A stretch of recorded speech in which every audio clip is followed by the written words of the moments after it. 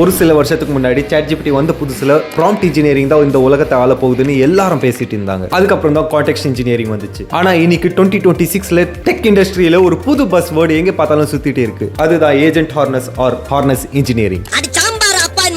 இந்த ஏஜென்ட் ஹார்னஸ்னா என்ன, யாரை கேட்டாலும் கன்ஃபியூஸ் ஆகி தான் நிற்பாங்க. சில பேர் எனக்கு தெரியாது கூட சொல்லுவாங்க. ஒரு சிலர் இது ஏஜென்ட்டுக்கு ஒரு என்விரான்மெண்ட்னு சொல்லுவாங்க. இன்னும் சிலர் இது ஜஸ்ட் ஒரு பஸ் வேர்ட்னு கூட சொல்லுவாங்க. ஆனா உண்மையிலேயே இந்த கான்செப்ட் தான் ஏஐ ஏஜென்ட்டோட ஃபியூச்சரையே மாற்றி அமைக்க போகுது. ப்ராம்ப்ட் இன்ஜினியரிங்லயும் கான்டெக்ஸ்ட் இன்ஜினியரிங்லயும் இருக்கிற லிமிடேஷனை உடைச்சு ஏஐ ஏஜென்ட்ஸை தனியா நின்று ஒர்க் பண்ண வைக்கிற ஒரு கேம் சேஞ்சிங் ஆர்கிடெக்சர் தான் இது. இன்னைக்கு இந்த ஏஜென்ட் ஹார்னஸ்னா என்ன, அது எப்படி ஒர்க் ஆகுது அண்ட் எப்படி இதை நம்ம ஏஐ ஒர்க் ஃப்ளோஸை எப்படி டோட்டலா சேஞ்ச் பண்ண போகுதுன்னு டீடைல்டா பார்க்க போறோம். வாங்க வீடியோக்குள்ள போலாம். இந்த வீடியோ எண்ட் வரைக்கும் பார்த்துட்டீங்கன்னா உங்களுக்கு ஹார்னஸ் இன்ஜினியரிங்னா என்ன புரிஞ்சிடும் அண்ட் தென் இந்த எவல்யூஷனும் புரிஞ்சிடும். ஃபர்ஸ்ட் நம்ம ஹிஸ்டரியில இருந்து ஸ்டார்ட் பண்ணுவோம். early 2022 and 2023 டைம்ல ChatGPT ரிலீஸ் ஆன புதுசுல நம்ம கிட்ட இருந்த கான்டெக்ஸ்ட் விண்டோ ரொம்ப சின்னது. Just about 4000 tokens. இதை வச்சு பெருசா எந்த காம்ப்ளெக்ஸ் டாஸ்க்கும் பண்ண முடியாது. அப்பதான் நம்ம ப்ராம்ப்ட் இன்ஜினியரிங் யூஸ் பண்ண ஸ்டார்ட் பண்ணுவோம். ஒரு ஏஐ கிட்ட எப்படி கேள்வி கேட்கணும், எப்படி கான்டெக்ஸ்ட் கொடுக்கணும்னு யோசிச்சு வச்சு ப்ராம்ப்ட் எழுதணும். Act as a senior software developer or write this code without errorsனு சொல்லி வேலை வாங்கணும். ஆனா ப்ராப்ளம் என்னன்னா, சின்னதா ஒரு கோட் எழுத இந்த ப்ராம்ப்ட் இன்ஜினியரிங் ஒர்க் ஆகும். பட் ஒரு பெரிய ப்ராஜெக்ட்டை பில்ட் பண்ண சொல்லி கேட்டா ஏஐ கன்ஃபியூஸ் ஆகிடும்.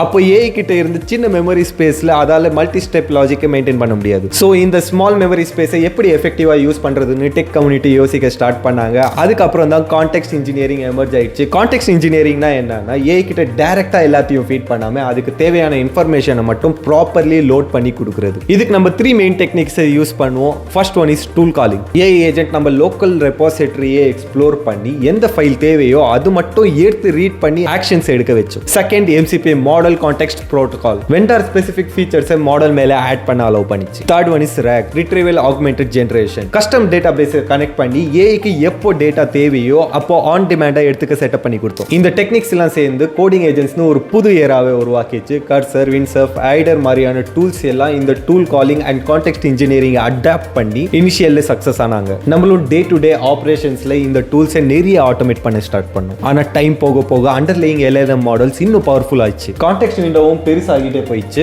ஸோ மக்கள் என்ன பண்ணாங்கன்னா, கோடிங் ஏஜென்ட்ஸ் கிட்ட இன்னும் பெரிய பெரிய டாஸ்க் கொடுக்க ஸ்டார்ட் பண்ணாங்க. ஒரு சின்ன பக் ஃபிக்ஸ் பண்ணுன்னு சொல்லாம எனக்கு ஒரு ஃபுல் வெப்சைட்டை க்ளோன் பண்ணித்தான்னு கேட்க ஸ்டார்ட் பண்ணிட்டாங்க. ஸோ இங்கே தான் பெரிய பிரச்சனையே ஸ்டார்ட் ஆயிடுச்சு. பெரிய டாஸ்க் லைக் ஒரு ஃபுல் வெப் அப்ளிகேஷனை க்ளோன் பண்ணி தர சொல்றீங்கன்னு வச்சுக்கோங்க. சிம்பிள் ப்ராம்ப்ட் இன்ஜினியரிங் மட்டும் பண்ணி கொடுக்குறீங்கன்னு வச்சுக்கோங்க. அது ஒன் ஷாட்ல எழுதி தர ட்ரை பண்ணி ஒரு ஸ்கெட்சியான ஒர்க் ஆகாத வெப்சைட் தான் கொடுக்கும். சரி, கான்டெக்ஸ்ட் இன்ஜினியரிங் தான் நல்லா இருக்கு, அதை வச்சு ட்ரை பண்ணலான்னு பார்த்தா அங்கேயும் தோத்து போயிடுச்சு. ஏன் தெரியுமா? ஒரு ஏஜென்ட் ஒரு 12 hours ஒர்க் பண்ற டாஸ்கை எடுத்து ஒர்க் பண்ண ஸ்டார்ட் பண்ணும்போது அப்போ அதோட கான்டெக்ஸ்ட் விண்டோ ஃபுல் ஆக ஸ்டார்ட் ஆகும். அப்போ அது என்ன பண்ணணும்னா, கான்டெக்ஸ்ட் சம்மரைசேஷன் பண்ணி அதோட ப்ரீவியஸ் வேலையை சுருக்கி வச்சிடும். which means ப்ரீவியஸா நம்ம வச்ச கான்வர்சேஷன் எல்லாம் கொஞ்சம் கொஞ்சமா அது ஃபர்கட் ஆயிட்டே போயிடும். லேட்டஸ்டா இருக்கிறது மட்டும் தான் அது மைண்ட்ல வச்சிருக்கும். சில நேரம் பாதி வேலையிலேயே இருக்கும் போது டாஸ்க் முடிஞ்சிச்சுன்னு அசியூம் பண்ணிக்கும். இல்லைன்னா காம்ப்ளெக்ஸான ஃபீச்சர்ஸ் ஓவர் சிம்பிளிஃபை பண்ணி ஒர்க் ஆகாத பட்டன்ஸ் அண்ட் பக்கிங் கோடை ப்ரொடியூஸ் பண்ணும். அதாவது ஏஜென்ட் அதோட சம்மரைசேஷன் அபிலிட்டிலேயே பைண்ட் ஆகி ஸ்டக் ஆயிடுச்சு. இது நம்ம OS வாட்சிங் or production level tenant updates மாதிரியான கிரிட்டிக்கல் அண்ட் லாங் டியூரேஷன் ஆபரேஷன்ஸ்ல ரொம்ப டேஞ்சரஸான விஷயம். ஏன்னா ஒரு சின்ன கான்டெக்ஸ்ட் மிஸ் ஆனாலும் டோட்டல் சிஸ்டமும் ஃபெயில் ஆக சான்சஸ் இருக்கு. ஸோ இந்த ப்ராப்ளமை சால்வ் பண்ண மக்கள் sub agents, hierarchical context management and swarm of ஏஜென்ட்ஸ்னு நிறைய ட்ரை பண்ணாங்க. ஸ்வாம் ஆஃப் ஏஜென்ட்ஸ் பத்தி ஆல்ரெடி ஒரு வீடியோ போட்டுருக்கேன். அதுல வந்து ப்ரிடிக்ஷன் ஏஜென்ட், அந்த ஸ்வாம் ஆஃப் ப்ரிடிக்ஷன் ஏஜென்ட்ஸ் மாதிரி போட்டிருப்பேன். மிரோஃபிஷ்னு அது பார்க்கலன்னா போய் பார்த்துக்கோங்க. ஸோ இதெல்லாம் மொத்தமா சேர்த்து பர்ஃபெக்டா ஒர்க் பண்ண வைக்க தான் இந்த ஹார்னஸ் இன்ஜினியரிங் உள்ள வந்துச்சு. ஹார்னஸ் இன்ஜினியரிங்னா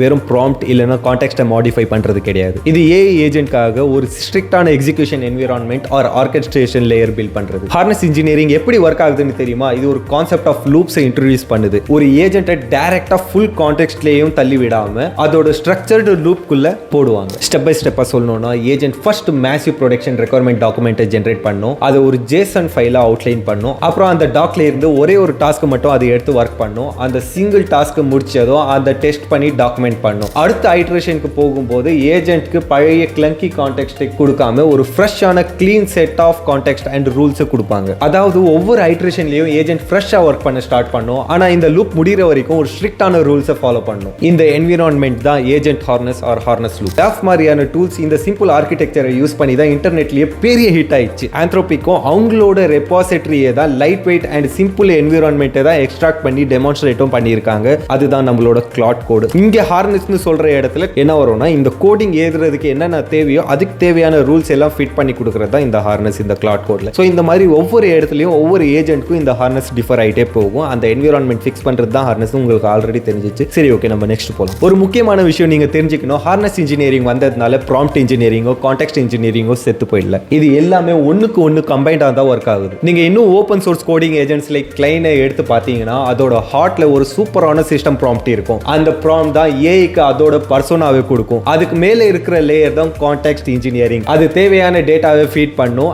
அண்ட் இந்த ரெண்டு லேயரையும் கட்டி மேய்க்கிற டாப் என்விரான்மெண்ட் தான் ஹார்னஸ் இன்ஜினியரிங். இது ஒரு பேரடைம் ஷிஃப்ட். ஏஐ வெறும் சாட் பேட்டா பார்க்காம அதை ஒரு சிஸ்டமேட்டிக் லூப்குள்ள ஒரு ஸ்ட்ரிக்டான எக்ஸிகியூஷன் என்விரான்மெண்ட் குள்ள வச்சு பெரிய பெரிய ப்ராடக்ட்ஸை பில்ட் பண்ண வைக்கிறோம். ஃபியூச்சர்ல எல்லா ஐடி கம்பெனிஸும் பெரிய பெரிய ஸ்டார்ட் அப்ஸும் இந்த ஹார்னஸிங் லேயரை தான் அவங்க ஆப்ஸ் அண்ட் ஏஜென்ட்ஸ்குள்ள டிஃபால்ட்டா இம்ப்ளிமெண்ட் பண்ண போறாங்க. ஸோ ஏஐ ஏஜ்ல நெக்ஸ்ட் லெவலுக்கு போகணும்னா இந்த ஆர்கிடெக்சரை அண்டர்ஸ்டாண்ட் பண்ணி நம்ம ப்ராஜெக்ட்ஸ்ல இன்டிகிரேட் பண்ண ஸ்டார்ட் பண்ணணும். இந்த மாதிரி நிறைய deep tech of AI automations AI agents எப்படி கிரியேட் பண்றதுன்னு தெரிஞ்சுக்கணும்னா என்னோட சேனலை ஃபாலோ பண்ணிக்கோங்க. இன் ஃபியூச்சர்ல இன்னும் நிறைய போட்டு இருப்பேன். ஆல்ரெடி ஷார்ட்ஸ் எல்லாம் நிறைய போட்டிருக்கேன். அது பார்க்கலனாலும் போய் பாருங்க. ஸோ இங்க வரைக்கும் பார்த்ததுக்கு ரொம்ப தேங்க்ஸ். ஒரு ஏஜென்ட்க்கு எப்படி ஃபுல்லா ஹார்னஸ் பண்றதுன்னு தெரிஞ்சுக்கணும்னா அது ரிலேட்டடான ப்ராக்டிக்கல் வீடியோ உங்களுக்கு வேணும்னு சொல்லுங்க. ஹார்னஸ்னு கமெண்ட் பண்ணுங்க. இன் ஃபியூச்சர்ல அது ரிலேட்டடான வீடியோ பண்றேன். Until then, bye.